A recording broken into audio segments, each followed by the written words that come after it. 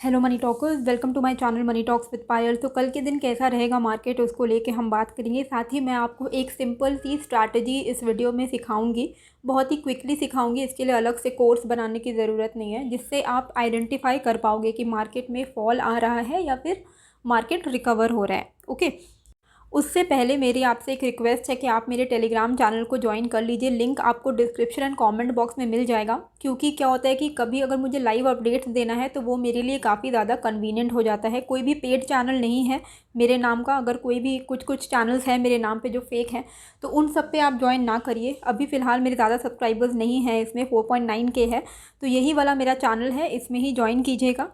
और कोई भी पेड सर्विस नहीं है मेरी तरफ से। ओके, तो आज मैंने आपको लेवल्स बता दिए थे, लेकिन क्योंकि तबीयत उतनी अच्छी नहीं थी, जिस वजह से मैं इनएक्टिव थी मार्केट में आज के दिन, तो इसलिए ज़्यादा अपडेट्स मैंने नहीं दिए हैं।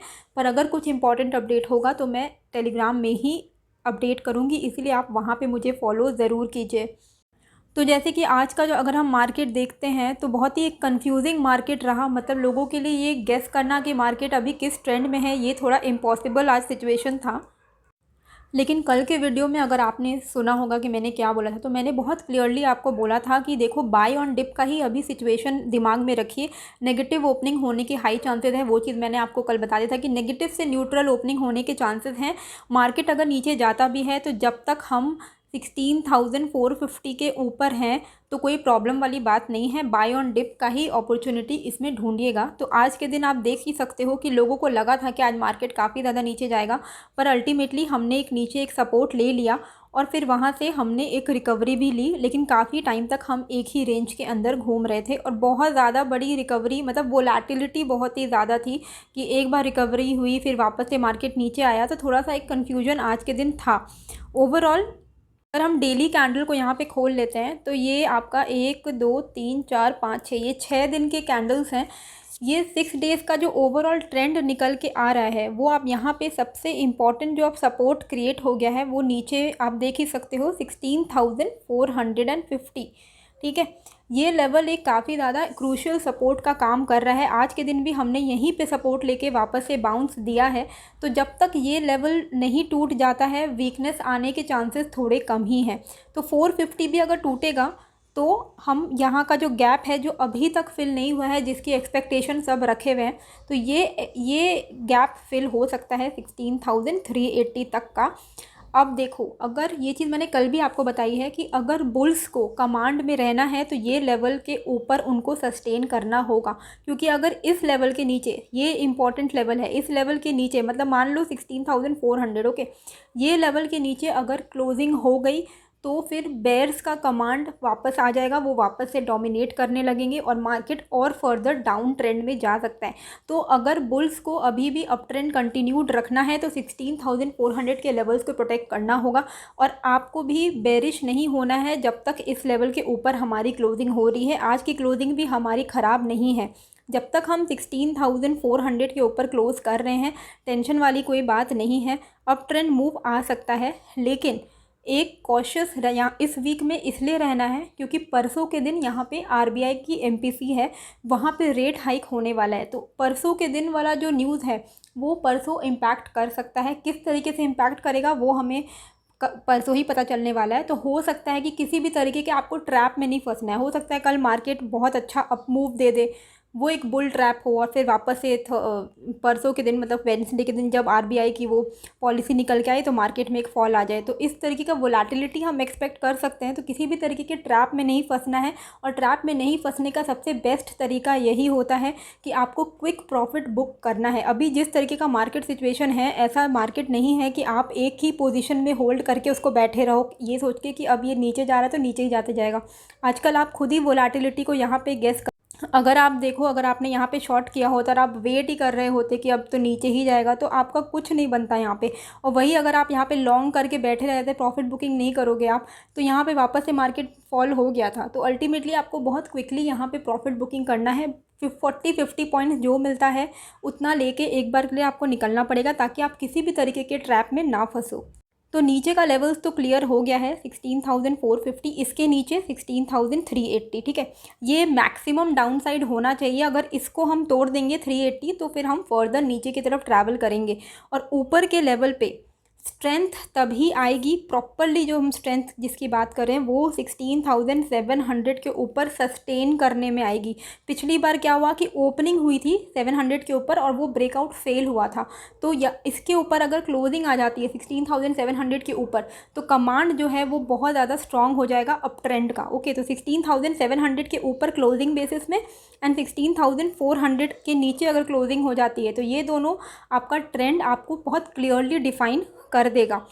ओवरऑल इंट्राडे की अगर हम लेवल्स की बात करते हैं तो यहाँ पे आप बहुत क्लियरली देख सकते हो कि ये जो लेवल है, यहाँ ये जो लेवल दिख रहा है आपको 16,517। ओके, ये लेवल एक क्रूशियल लेवल है, ठीक, इंट्राडे के लेवल के हिसाब से। यहाँ पे हमने कहीं पे क्लोजिंग दी है तो कल के दिन शॉर्ट आप कब करोगे, जब 16,515 के नीचे मार्केट, इस लेवल के नीचे अगर मार्केट सस्टेन करने लगता है तो फॉर अ टारगेट ऑफ 16,450, और 450 के नीचे का टारगेट है 16,380। तो ये 3 टारगेट नीचे के साइड के हैं।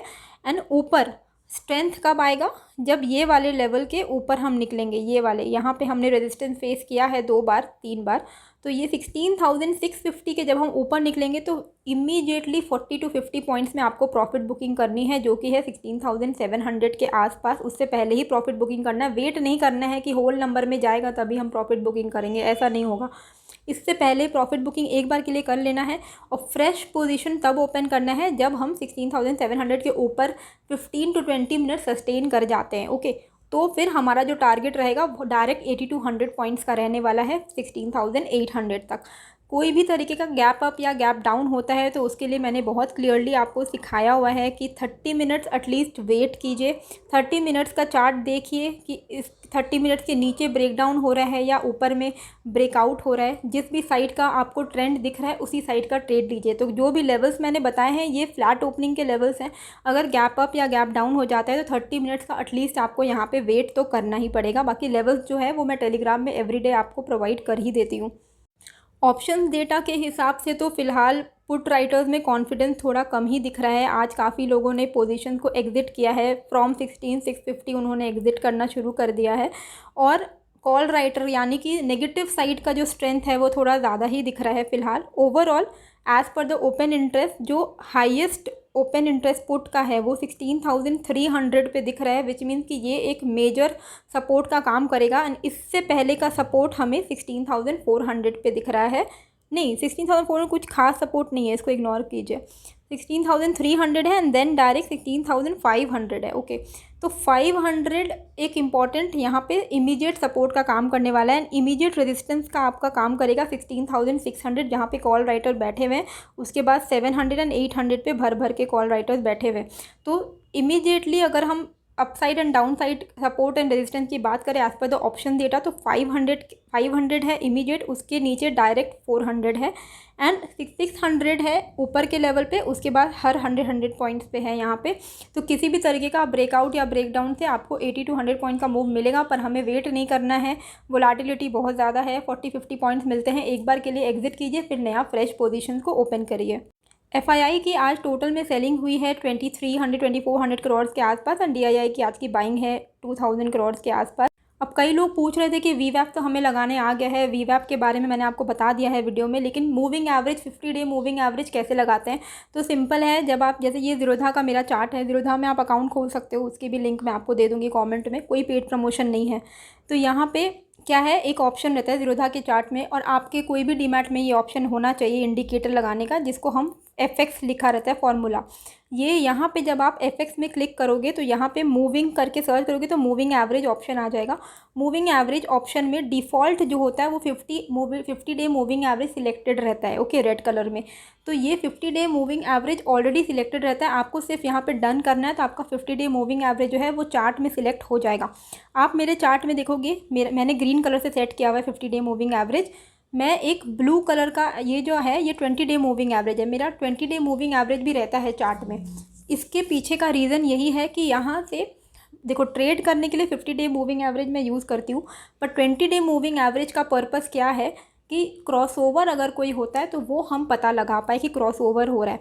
20-डे मूविंग एवरेज सिंपली, जैसे यहाँ पे 50 ऑलरेडी सिलेक्टेड है तो वापस से आप मूविंग एवरेज सिलेक्ट करके 50 की जगह 20 सिलेक्ट करोगे, डन करोगे तो आपका 50-डे मूविंग एवरेज की जगह 20-डे मूविंग एवरेज भी सिलेक्ट हो जाएगा। बस आपको कलर यहाँ पे चेंज करना पड़ेगा, क्योंकि दोनों कलर आप सेम रखोगे तो कन्फ्यूजन होगा कि कौन से डे का कौन सा मूविंग एवरेज है। ओके, तो कलर आपको एटलीस्ट चेंज करना पड़ेगा। तो मेरा जो 50-डे मूविंग एवरेज है ग्रीन कलर में है एंड ब्लू कलर में 20-डे मूविंग एवरेज है। तो यहाँ पे क्या होता है, ये है क्रॉसओवर टेक्निक, आपको ये समझना पड़ेगा। ये 5 मिनट्स का चार्ट है, इंट्राडे के लिए 5 मिनट्स बेस्ट होता है। तो यहाँ पे देखो, जब 20-डे मूविंग एवरेज 50-डे मूविंग एवरेज के ऊपर निकलता है, ओके, मतलब जो शॉर्टर टाइम फ्रेम का जो मूविंग एवरेज है, शॉर्टर मूविंग एवरेज अगर बिगर मूविंग एवरेज को क्रॉस करके उसके ऊपर जा रहा है तो मार्केट में आप देख सकते हो एक अपसाइड मूव आता है। तो जैसे ही यहाँ पे ये क्रॉसओवर हुआ, यहाँ पे एक एंट्री ले सकते हैं लोग, एंट्री लेके आप देख सकते हो कि एक अप ट्रेंड हमें यहाँ तक मिला। सिमिलरली आप देखो यहाँ पे एक और एग्जांपल है, जब 20-डे मूविंग एवरेज 50-डे मूविंग एवरेज के नीचे क्रॉस हो गया तो एक हमें डाउनफॉल मिला। तो ये है क्रॉसओवर टेक्निक, ये एवरीडे आपको नहीं देखने को मिलेगा। तो अगर आप सोच रहे हो कि इंट्राडे आप इसी के बेसिस पे करोगे तो ऐसा नहीं है। 20-डे मूविंग एवरेज को आप प्लॉट करके रख सकते हो ओनली फॉर द पर्पस कि किसी भी दिन अगर क्रॉसओवर होता है तो आपको एक अच्छा ट्रेड अपॉर्चुनिटी मिल जाएगा। पर ये डेली क्रॉसओवर नहीं होता है, इतने लकी नहीं है कि डेली डेली क्रॉसओवर हो। ओके, तो जब ऐसा क्रॉसओवर होता है, जब कोई शॉर्टर मूविंग एवरेज बिगर मूविंग एवरेज को क्रॉस करता है तो आपको एक ट्रेंड मिलता है। अगर शॉर्ट टर्म मूविंग एवरेज जैसे कि 20-डे moving average in this case bigger moving average यानी 50-डे moving average in this case के नीचे जाएगा तो डाउनफॉल आने के चांस है। अगर यही यहाँ पे आप देखो, जब ये ऊपर जा रहा है 20-डे मूविंग एवरेज तो अपसाइड आने के चांस दिखते हैं यहाँ पे। तो ये है क्रॉसओवर टेक्निक जिसमें आप आइडेंटिफाई कर सकते हो। लेकिन ट्रेडिंग अपॉर्चुनिटी ढूंढने के लिए 50-डे मूविंग एवरेज एंड वीवैप सफिशिएंट होता है।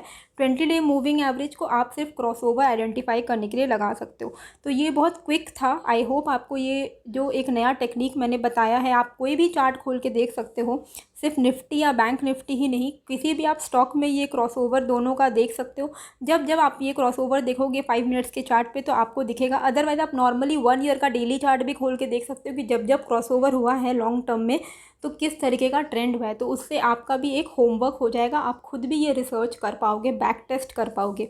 होप आपको ये वीडियो अच्छी लगी है, कैसी लगी मुझे कमेंट करके ज़रूर बताइएगा। ओके, ये तो बताया नहीं मैंने, ग्लोबल मार्केट अभी फ़िलहाल पॉजिटिव है, कल का हम कल देखेंगे। मिलते हैं फिर एक नए वीडियो के साथ, टेलीग्राम को ज्वाइन कर लीजिएगा।